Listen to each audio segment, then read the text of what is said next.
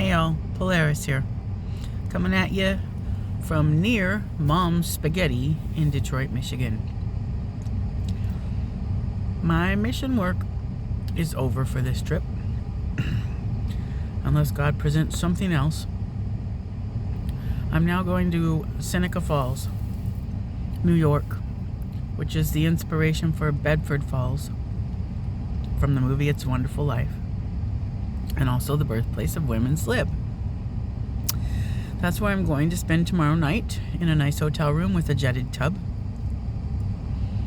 And then I'm going to drive to meet a cousin in person that I've only met through Facebook, who lives in St. Charles, Missouri. And then I'm going to go through St. Joseph, Missouri briefly. And I'm going to go home. And it is about 7 degrees. Well, it's about 2 degrees here in Detroit and 7 degrees in Seneca Falls. Feels like 20 below here. Feels like 13 below there. And there's a blizzard warning pretty much all the way from here to there. And I still don't really have room to sleep in my car. I could make room, but with these temperatures, the wind will be better. I mean, if I need to stop and rest, I'd be all right to have some cocoa and a s'more, take an hour nap, and wake up and drive the rest of the way. And if I happen to get, stuck in a snowbank or something along the way, I definitely have enough supplies and enough heat sources, as long as I don't burn the car down before help arrives. However, I also need to say that this videotaping thing, trying to do a channel, is not my thing. I don't want to learn to edit. I don't want to be distracted by doing a crappy job video recording. I thought that it was important for me to document it for myself mostly, and to have it out there in case I die. And I was having fun for a minute, and I thought I would learn how to be better and then have more fun, but nope. I work with people, not software, not recording equipment. I work with people. That's where my skill set lies. That's where my gift is. That's where I'm going to stay, in my lane. I rambled a lot about what this work is. It's really hard to define clearly, even though it's so clear in my mind. I think that's why, because I see it so clearly that I think just a few words to finish detailing it out, and people, I don't know why. I don't know why it's so hard for me. One of my board members and a dear friend said to me many times when we were getting to know each other and I was telling her about the work, I want to support you, but... And it usually finished with, how is that not like what we already have? And it's because of the safety piece, which is the cornerstone and the key important piece and the foundation of our health. That's what nobody really understands. Physical and emotional, we also get caught up in physical, and we forget about the emotional thing. Kind of, maybe it's the same as how we overrate sex so much and underrate the relationship piece. Even like in school and in parenting and in society, everywhere, we don't, like, the relationship piece is private. Everybody, like, that's fine. Some people want that to be private, but a lot of people need support and some guidance and some, like, help navigating a lot of different things, but especially inside of relationships.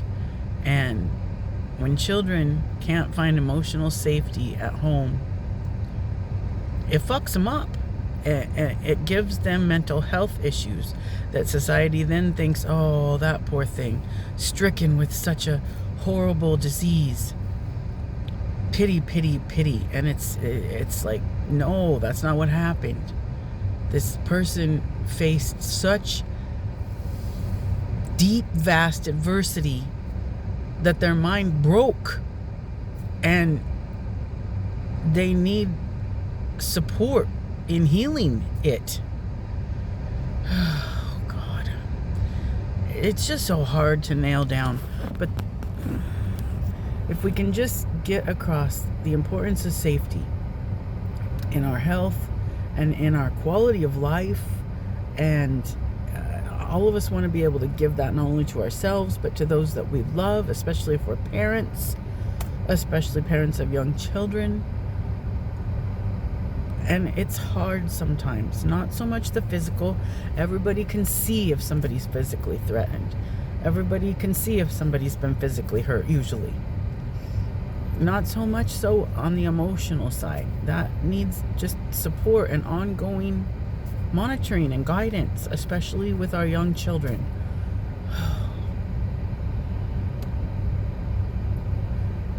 The plan now to work alongside the police but separate is the best that I've come up with so far. It would in no way, shape, or form help the police ensnare people or anything like that, because it would be separate. The goal would be safety of the community, and the police would focus on the safety in the streets and the physical, mostly safety, and then the health advocates could be there to support the relationship safety side of it.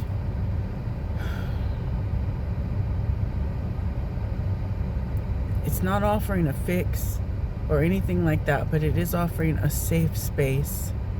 And that's the number one rule, really the only rule, that you have to display safe behavior.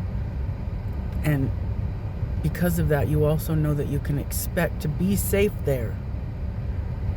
I don't know how to get across to people that don't understand how important that is. I don't know how to get across the importance. But hopefully I've done enough and can continue to do enough in person that this work will continue to go forward, because it'll break my heart if it doesn't grow from here. But I have to stop doing this videotaping now, because I'm going to lose my fucking mind. And I'm not very professional. If the work does start to grow, then I probably need to try to be more professional on my public platforms. So that's another reason. But I do have one last thing to do on tape on my way out of Detroit. Just so y'all know, I am from Colorado. I'm a native transplant. I was born in Cali. Whoa. See? But my mother moved me with my stepfather to Colorado when I was 4. So I'm a native transplant, and I'm a hockey fan. Wearing my Avs jersey right now, as a matter of fact, because Mom's Spaghetti is also about a block away from where the Red Wings play.